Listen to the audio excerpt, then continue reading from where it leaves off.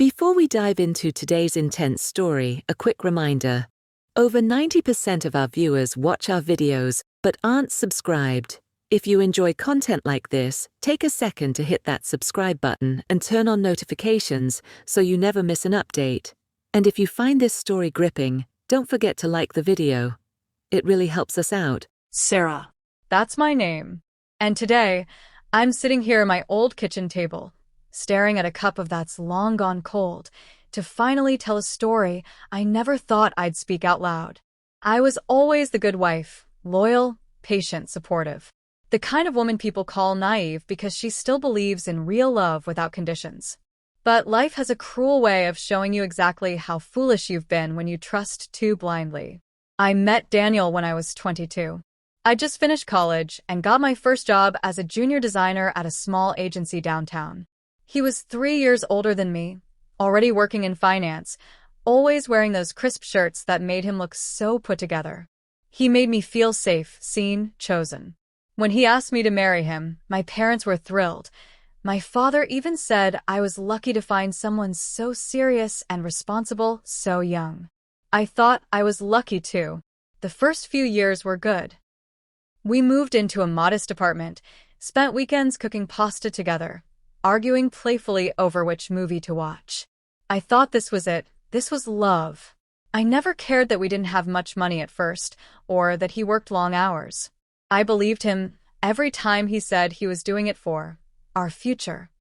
But over the years, the warmth faded. He started coming home later and later, always with excuses about deadlines or client dinners. I wanted to believe him. I really did. I told myself every marriage has phases. I told myself he was tired, stressed, that I needed to be more understanding. I'd cook his favorite meals, wear the perfume he liked, smile when he finally walked through the door at midnight. One night, I woke up to the glow of his phone screen in our dark bedroom. He was asleep beside me, snoring softly. For reasons I still don't fully understand, I reached for it. Maybe I'd grown tired of lying to myself. Maybe some part of me already knew the truth. The screen lit up with a message from someone saved as L. Just one word. Soon? My heart was hammering so hard, I could barely breathe. I scrolled through the messages, pages and pages of them, hidden behind a passcode I cracked with his birthday. He was careless enough to think I'd never dare. They talked about hotel rooms, dinners, weekends when I thought he was away for work. He'd told her he loved her. He'd told her things I hadn't heard in years. I remember my hands were shaking so badly, I dropped the phone on the floor. He stirred but didn't wake. I wish I could say I confronted him right then, but I didn't. I got up, locked myself in the bathroom, and stared at my reflection in the mirror for an hour. I looked so small, so tired. I felt like a ghost in my own life. In the morning, I made him coffee. I kissed his cheek. I pretended. For days. Weeks. While I planned. That's the part one wants to say clearly. I didn't scream. I didn't throw his things out the window. I didn't beg or plead or ask why. Instead, I took back my power in silence. I made copies of everything, messages, receipts, hotel bookings. I opened a secret account. I started putting money away, bit by bit. Every time he transferred part of his paycheck to our joint account, I skimmed some off to a hidden one he didn't know existed. I found a lawyer, a good one, a quiet woman named Janet who listened to everything without flinching. She told me what I'd need, how to build the paper trail. I pretended to be the same Sarah, docile, patient, smiling when he called me honey, with a mouth that tasted like someone else. The hardest part was seeing his mistress. Her name was Laura. I found her online easily.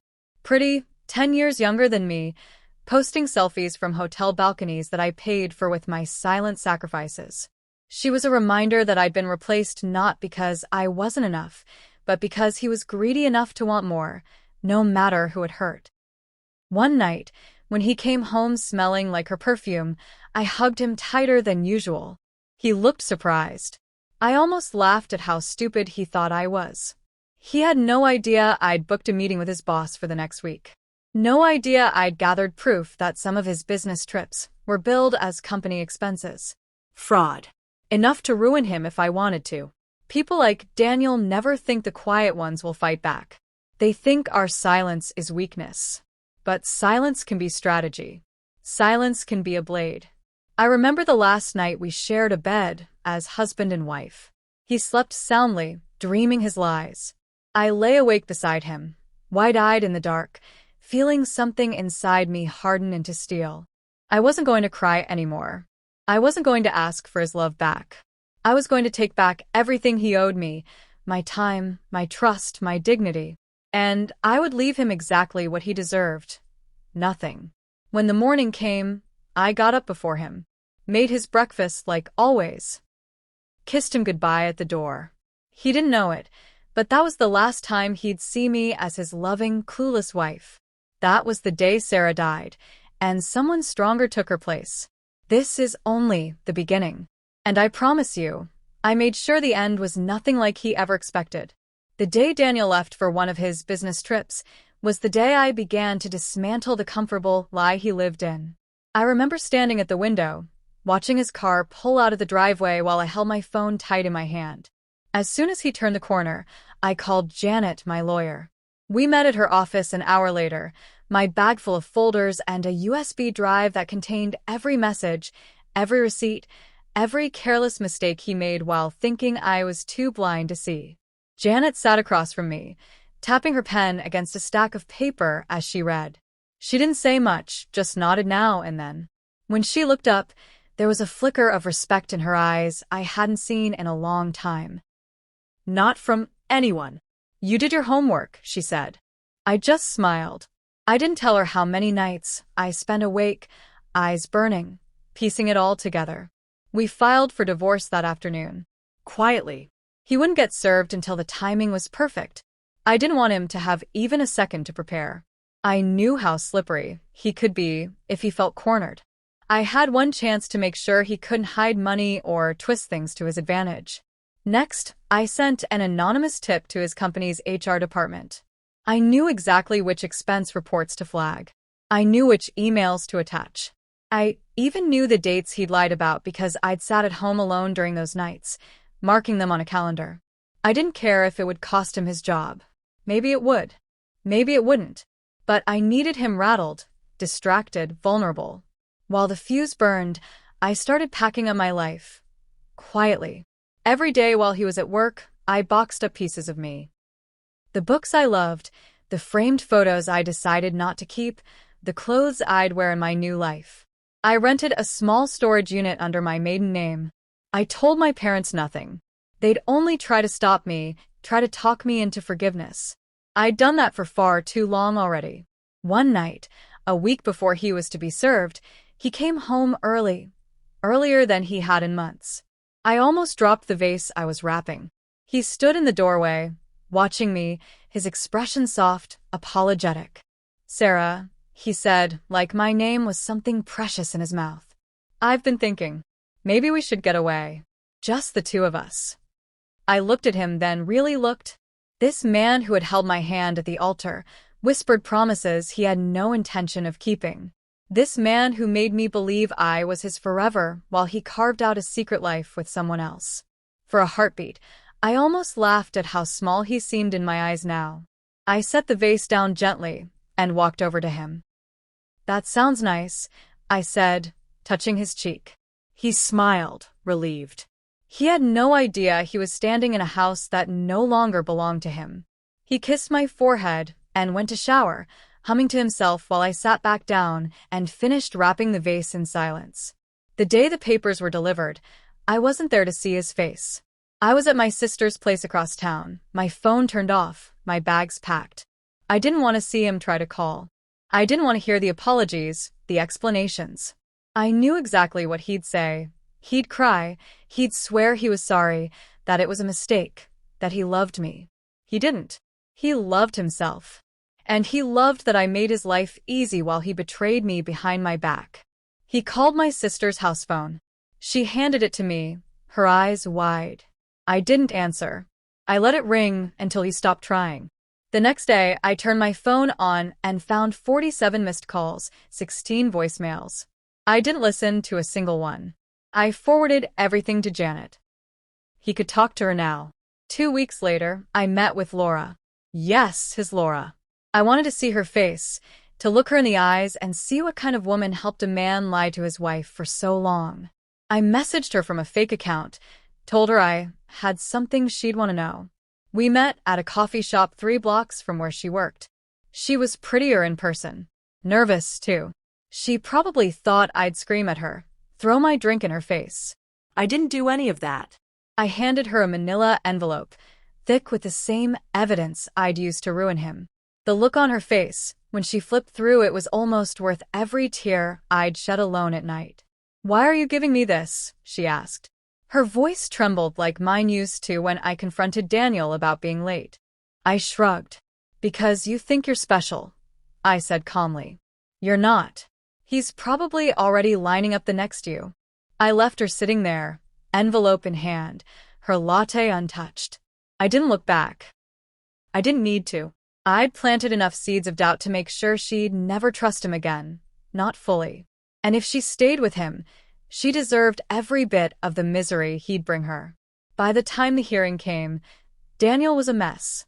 Fired from his job pending investigation, Laura gone, his clean image cracked beyond repair. He still tried to smile at me in court, like we shared some secret bond no one could break.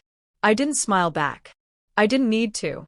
The judge awarded me the house, my share of his pension, even a chunk of his savings because of the fraud allegations. I signed the final papers with a steady hand. When I walked past him in the hallway afterward, he reached for me, tried to touch my arm, like maybe if he could just feel my skin, he could pull me back into his lie one last time. I stepped aside. I didn't say a word. Silence was still my sharpest blade. When I left the courthouse that day, the sun was bright, the sky wide open. I got into my car in my name now, and drove away without looking back. I could have felt sad. I could have felt hollow. But I didn't. I felt light. Lighter than I had in years. This was the middle of my story, not the end. He thought he'd broken me. He thought I'd always be the good, obedient wife. But he forgot one thing: people like me only look weak until we decide we're done pretending. And I was done. I promised myself I'd build something better from the ashes of this. In the months after I left Daniel behind, I learned that freedom isn't an instant feeling. It grows slowly, like a fragile plant pushing up through cracked concrete.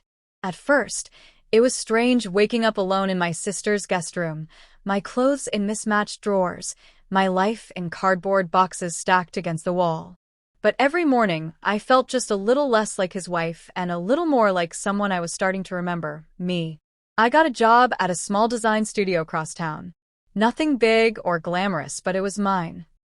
I sat at my little desk by the window, sunlight on my face, working on projects that reminded me what it felt like to create something for myself. I'd forgotten how good that could feel, how much of myself I'd set aside while ironing his shirts, waiting up for him, covering for his lies with polite smiles. People asked about him, of course. Friends, neighbors, old coworkers who hadn't heard yet. I told them the truth, simply and plainly.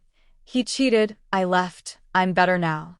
Some pitied me, some whispered about the scandal, but most just looked at me differently, like they saw someone who could survive the worst and still stand tall. I liked that look. It made me stand taller, too. Daniel tried to reach out a few times, even after the divorce was final. He sent flowers once, to my work of all places.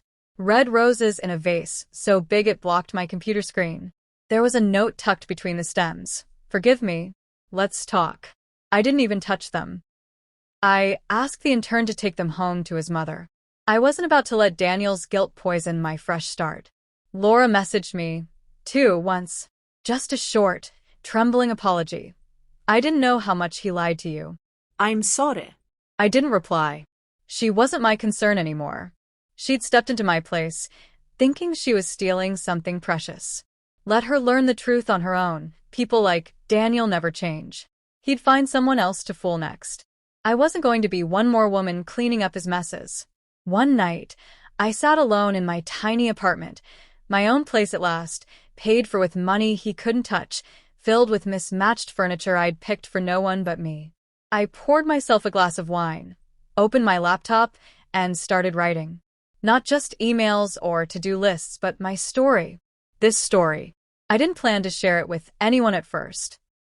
It was just for me, proof that I'd survived it, that I hadn't imagined the betrayal, the pain, the small moments of power I'd found hidden inside my silence. But the more I wrote, the more I realized I wanted it out there. I wanted other women to know they didn't have to scream to be heard. They didn't have to stay quiet and broken either. There was something fierce and unstoppable in choosing your own ending. So I wrote every night after work, sometimes until dawn. My story turned into chapters, chapters turned into pages, and one day I printed it all out, stacked it on my kitchen table, and just stared at it. A pile of paper heavier than any weight he'd ever put on my shoulders. When I finally hit send on the email to a local women's magazine, I didn't expect much. Maybe they'd thank me politely and move on. But 2 weeks later, they called me back, asked if I'd come in for an interview. They wanted to run my story as a first-person piece. They wanted me to read my own words into a microphone for their podcast. I almost said no. My voice still shook when I spoke about it out loud. But then I remembered the Sarah who'd sat in the bathroom floor at 2 a.m, gasping for air while her husband slept 10 feet away with someone else's scent on him. I owed it to her to speak. The article went out. People read it. They shared it.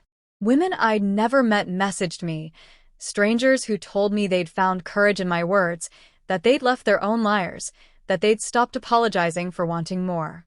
One woman wrote, "Your silence was a knife. Mine will be, too." I pinned that message above my desk. Daniel, of course, heard about it. He sent one last email, full of blame and bitterness. He called me vindictive, petty, unforgiving. He said I'd ruined him. I read his words and smiled. He'd never understood. He was the one who'd ruined himself. I just told the truth. Years have passed now. I changed my last name back to the one my mother gave me. I left the old apartment behind for good and found a bright little house with creaky floors and wildflowers in the yard. Some nights, I still lie awake, but it's different now. I'm not waiting for him to come home. I'm not wondering who he's with. I'm planning trips, new projects, new stories to tell. Sometimes people ask if I ever loved him. The answer is yes, I did. Fully, foolishly. Enough to lose myself in him. But love that costs you your self-respect isn't really love at all. It's just a trap you decorate with memories and promises until you can't see the bars anymore. I see them now, and I know how to walk right through. So if you're listening to this, reading this, if you're sitting where I once sat, wondering if the silence inside you can ever be loud enough to change your life, believe me when I say, it can. Silence is not weakness. Silence is gathering. Silence is the sound of a storm you're building in your chest. And when it's ready, you won't need to shout. You'll just stand up and walk away, and the world will hear you anyway. I am Sarah. I was his wife once. Now I am my own. And I am not sorry.